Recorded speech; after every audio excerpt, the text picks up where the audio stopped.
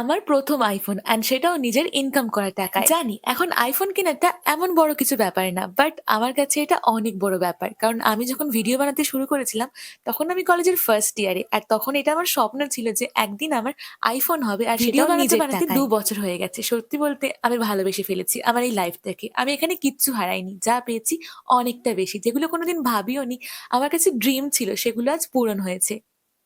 এর মাঝখানে আমি লাইফ নিয়ে অনেক সমস্যা ফেস করেছি। রিচ ডাউন হয়ে গেছে। বাট আমি ভেঙে পড়িনি। আমি লাইফকে কমপ্লেইনও করিনি যে why me?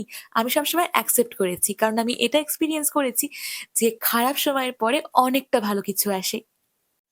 And trust me সেই ভালোটা না তোমার ইমাজিনেশন এর বাইরে। আমি অত কিছু বুঝি না। আমার ভগবানে বিশ্বাস রাখি আর নিজের কাজটা করে যাই। দিনের পর দিন একা শুটে গেছি। কেউ যাওয়ার ছিল না। রাতের পর রাত জেগে এডিট করেছি। শুধু বিশ্বাস করেছি হার্ড ওয়ার্ক করলে ফল তো পাবোই। নিজের টাকায় এই আইফোনটা হাতে পাওয়ার পরে মনে হয়েছিল যা হয়েছে, হয়েছে। ভালোর জন্য হয়েছে। এই এতটুকু ভালোর জন্য আমি যখনই খুব মন খারাপ হবে এরকমই নিজের টাকায় কেনা কোনো কিছুর দিকে অনেকক্ষণ তাকিয়ে থাকবে। নিজের ওর্থটা বুঝতে পারবে।